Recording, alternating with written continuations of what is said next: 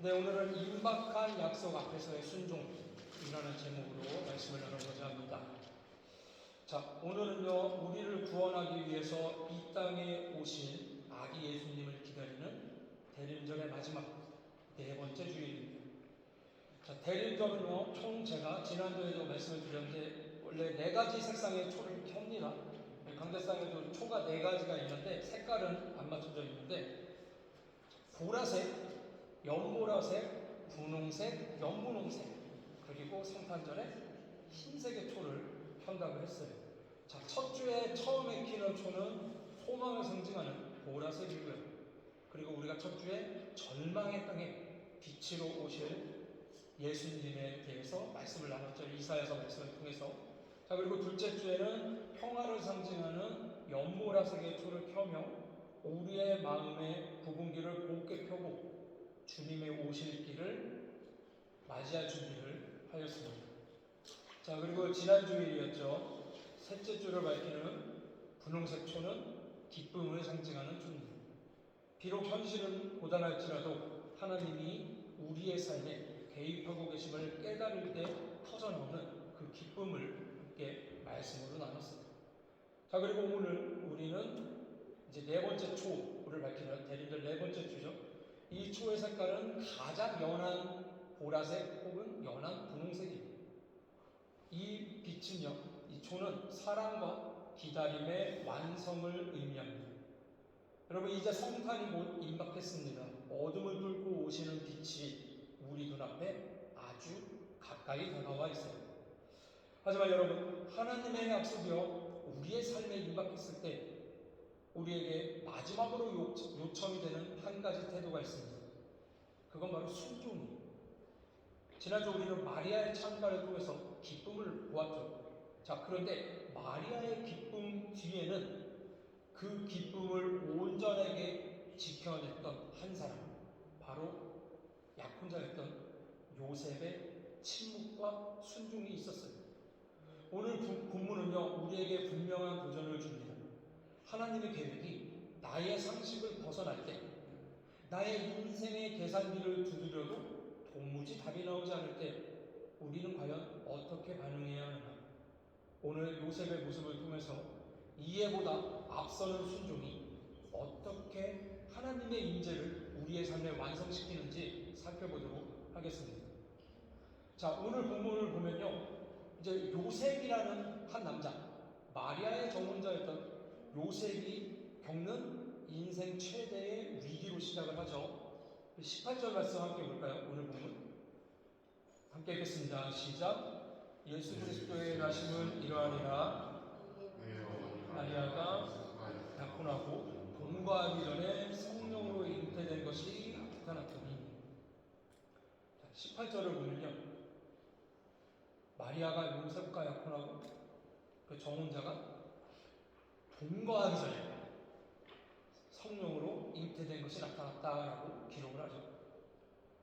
당시 이스라엘 문화에서 약혼이라는 행사는요, 오늘날의 그 결혼 약속이라는 비교를 할 수가 없습니다. 강력한 법적인 효력을 가졌어요. 약혼 기간에 다른 남자의 아이를 가졌다? 이것은 단순한 배신을 넘어서 신명기의 율법에 따라 어떻습니까? 돌에 맞아 죽을 수도 있는 범죄였어요. 요셉의 입장에서 이것은요, 청천벽력 같은 소식이었습니다. 자신이 사랑하고 믿었던 그 여인이 정조를 지키지 않았다는 사실은 그의 자존심과 인생을 송두리째 흔드는 사건이었습니다.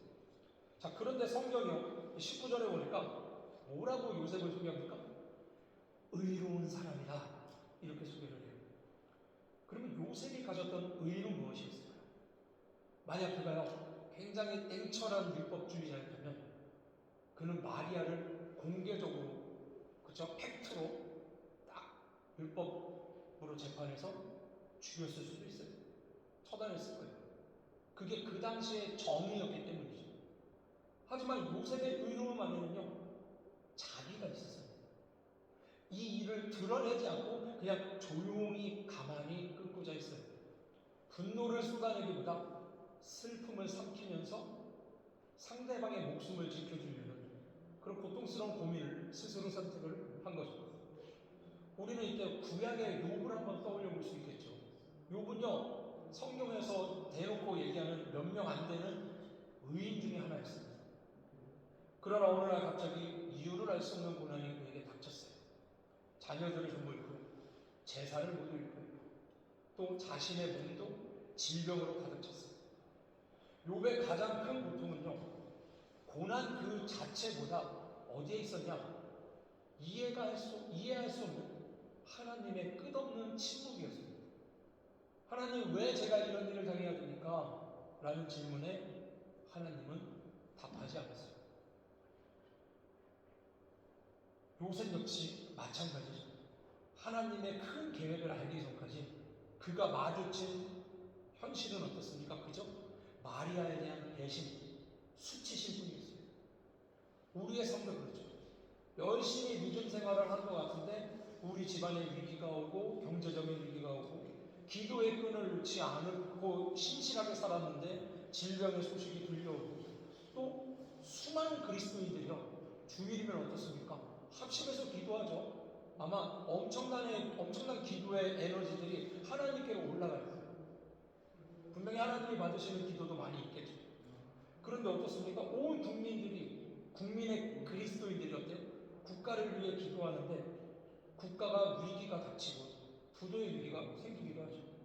그러면 우리는 요셉처럼 깊은 갈등에 빠지게 되겠죠. 하나님, 이게 정말 당신의 뜻입니까? 하지만 성도 여러분, 분명히 기억하십시오.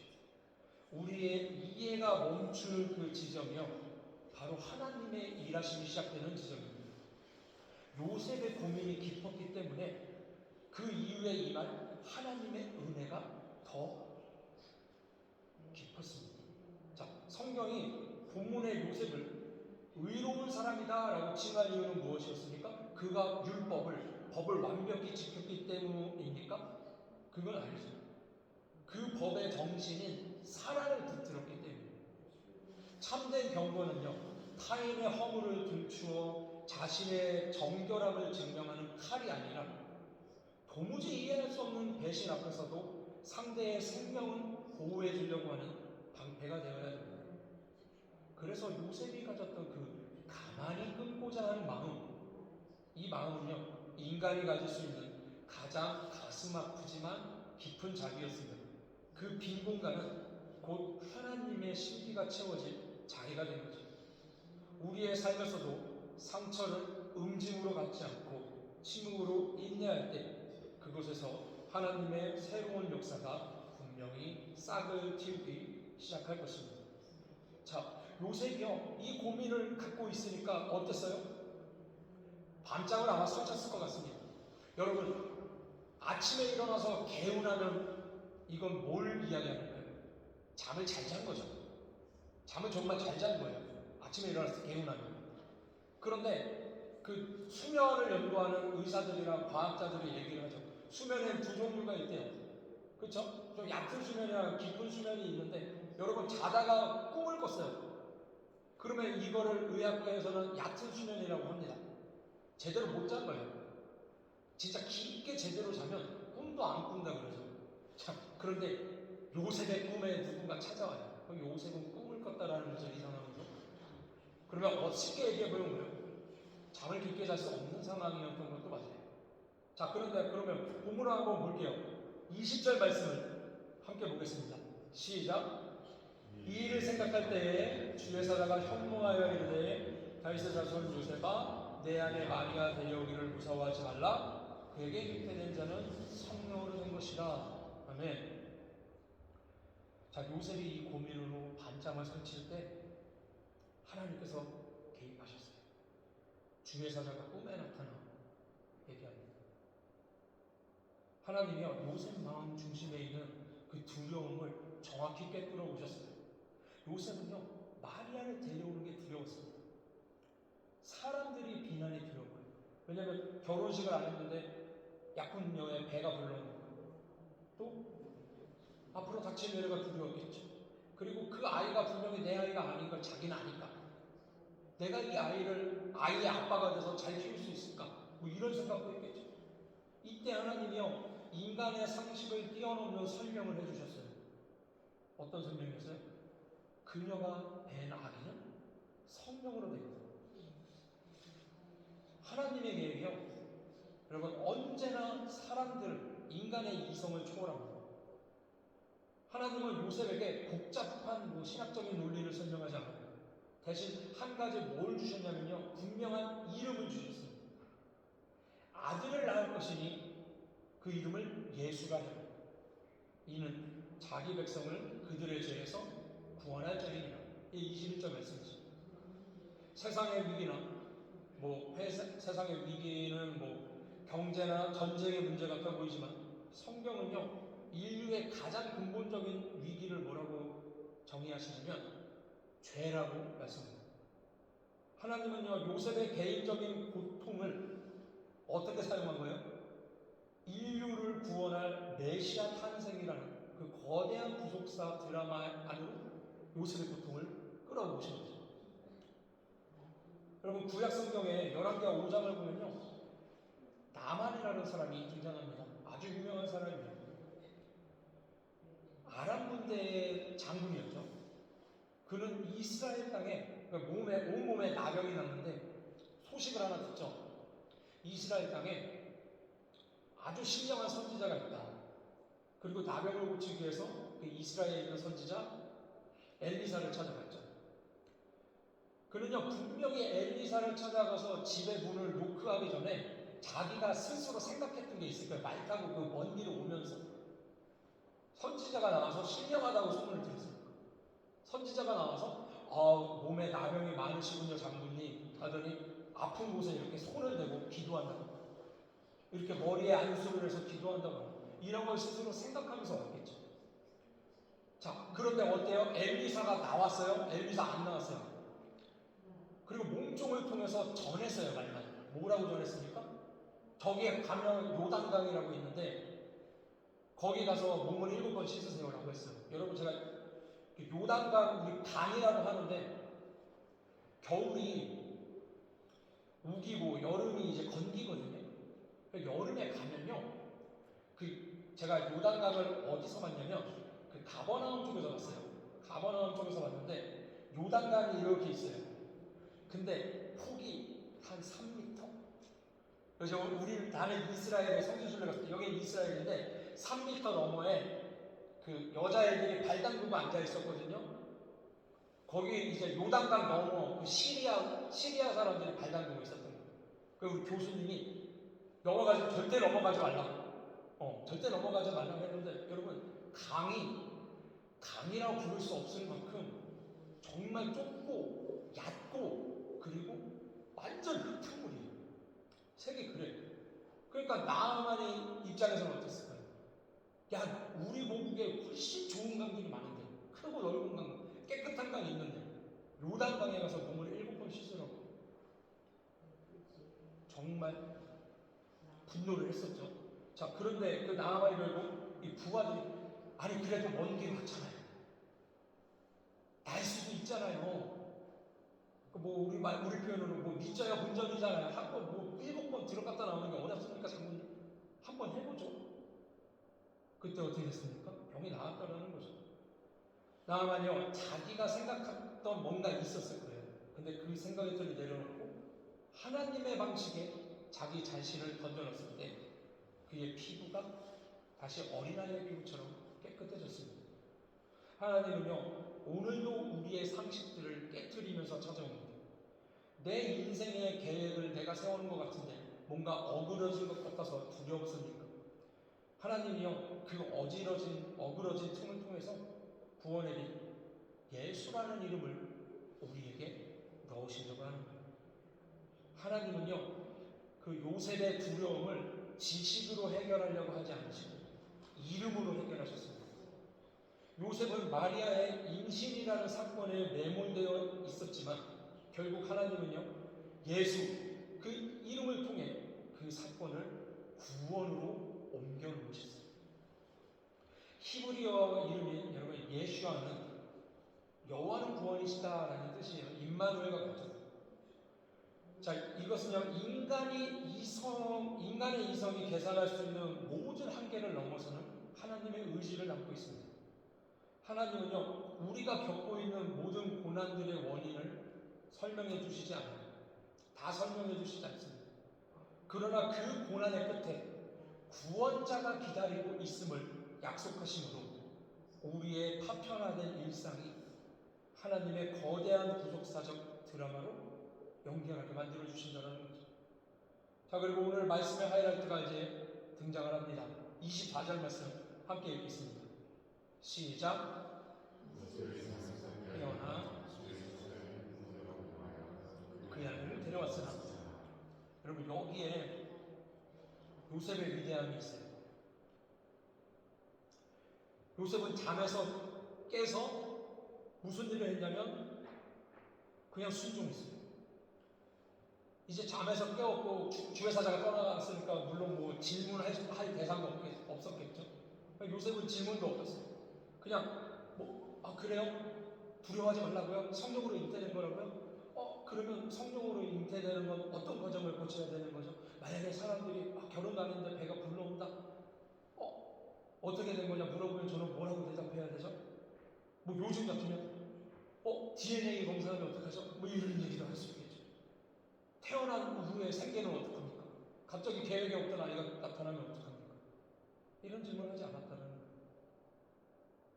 이 요셉의 순종이요, 메시아 탄생 이야기에서 결정적인 고리가 됩니다.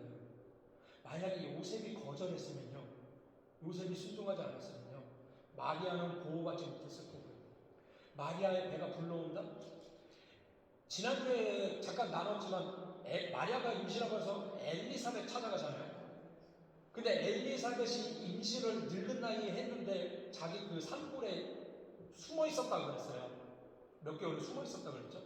자, 그리고 자기 남편은 원래 뭡니까? 남편의 직업이 제사장이었죠. 제사장이었는데 천사의 메시지를 믿지 못했잖아요, 처음에. 너 아내 엘리사벳이 아이를 가질 건데 근데 믿지 못했단 말이에요. 그래서 벌로 어떻게 했었어요? 애가 날 때까지 벙어리가 됐어요. 그러니까 숨어있을 이유가 충분했던 거죠. 만약에 요셉이 마리아를 거둬들이지 않았으면 마리아는 그대로 10개월이 지나서 애는 낳을 건데 그 배 불러온 거를 그 동네에서 갑자기 애 울음소리가 나고 애기가 태어나면 그거를 동네에서 숨길 수 있겠습니까? 적발되면 율법에 의해서 죽을 수도 있다는 거예요. 요셉이 거절했으면요, 마리아는 보호받지 못했을 거고요. 예수님도 법적으로, 혈통적으로 다윗의 자손이라는 칭호를 얻는데 분명한 어려움이 있었을 거예요. 요셉의 침묵하는 순종이요, 하나님의 임박한 약속을 이 땅에 실현시키는 통로가 된 거죠. 참된 순종은요, 여러분, 모든 게 이해돼서 순종하는 게 아닙니다. 하나님이 말씀하셨기 때문에 그분의 성품을 신뢰함으로 내 발걸음을 내딛는 거예요. 그때 비로소 우리는 임마누엘, 우리와 함께 하시는 하나님을 경험하게 됩니다. 마태복음 14장을 보면요, 풍랑이 일 때 예수님이 배에 올라오신 이야기가 있는데, 그때 이제 풍랑이 일어서 제자들이 힘들어할 때 예수님이 걸어오셨죠, 갈릴리 바다를. 그때 베드로가 말했습니다. 주님, 만일 주님이시거든 나를 명하여 무리로 오게 하소서. 그때 예수님이요, 딱 한마디 하셨어요. 오라. 여러분, 이성이 작동하면요, 배가 풍랑에 이렇게 흔들리고 있는데 절대 배 밖으로 나갈 수 없습니다. 분명히 구명조끼부터 찾을 거예요. 파도와 높이와 그 물의 그 풍랑을 계산하면, 눈으로 보면 절대 불가능한 일입니다. 국가대표 수영 선수들도 그 풍랑이 이른 바다에 뛰어들지 않을 겁니다. 하지만 베드로는 그 오라 한마디에 어떻게 씁니까? 설명을 요구하지 않고 그냥 발을 내딛었어요. 그가 순종하여 발을 내딛는 찰나 그는 인류 역사상 유일하게 무리를 잠깐 걸었던 사람이 됐죠.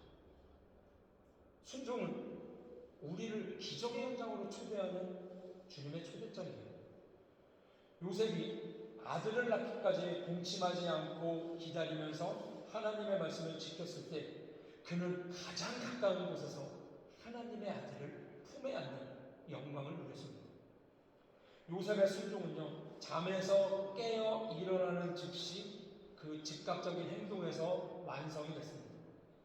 성경에서요, 잠에서 깨어난다라는 표현은 영적인 각성과 새로운 차원의 순종을 의미하거든요. 그는 꿈속의 계시가 현실의 상식과 충동했을 때 망설이거나 재차 확인하지 않았습니다. 자신의 삶을 곧바로 하나님께로 정렬시켰습니다. 순종은 모든 의문이 해결된 뒤에 하는 결과적인 보고가 아니라 여전히 안개 속에 있을지라도 내 앞이 너무 깜깜하고 막막할지라도 주님의 손을 잡고 내딛는 첫 발걸음이 순종입니다. 요셉이 마리아를 집으로 데려오는 그 평범한 걸음 속에 온 인류를 구원할 메시아가 함께 걷고 있었음을 기억하십시오. 우리의 작은 순종은요, 이 땅에 거주하시는 하나님이 이 땅에 거주하시는 거룩한 통로가 된다는 것을 분명히 명심하시길 바랍니다. 자, 사랑하는 성도 여러분, 이제 말씀을 맺고자 합니다. 대림절 네 번째 주일, 이제 우리는 네 번째 주일의 초 연분홍색 이 사랑의 촛불 앞에 있는 거죠. 우리가 이 빛은요 우리에게 묻습니다. 너는 이해되지 않는 순간에도 나를 신뢰할 수 있느냐? 너의 계획이 무너진 그 자리에서 나의 순종하는 종이 되겠느냐? 요셉은요 여러분, 이름도 없이, 이름은 남겼죠. 빛도 없이 순종을 했어요.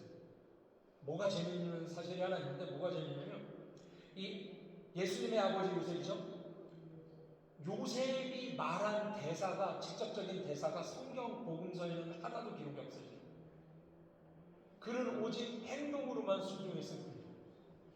하지만 그 침묵의 순종이 있었기 때문에 온 인류를 죄에서 구원할 예수, 우리와 영원히 함께 하실 임마누엘의 약속이 성취되었습니다. 지금 여러분의 삶에 이해할 수 없는 어둠이 있습니까? 혹시 미래에 대한 두려움으로 밤잠을 설치고 계시진 않습니까? 주님은 오늘 요셉을 통해 말씀하십니다. 무서워하지 말라. 내가 지금 너의 삶 속에서 구원의 일을 행하고 있다. 사랑하는 성도 여러분, 이번 한 주간 나의 짧은 지혜로 모든 상황들을 판단하기보다 주님의 선하심을 믿고 묵묵히 내게 주어진 자리를 지키며 순종하시기를 바랍니다. 우리가 순종의 발걸음을 뗄 때 비로소 성탄의 참된 주인공이신 예수님이요, 우리의 가정에, 우리의 일터에, 나의 삶에, 우리 교회에 온전히 임하실 것입니다. 임박한 약속 앞에서 순종하고 가장 영광스러운 성탄절을 맞이하게 되는 저와 여러분이 다 되시기를 주님의 이름으로 축원합니다.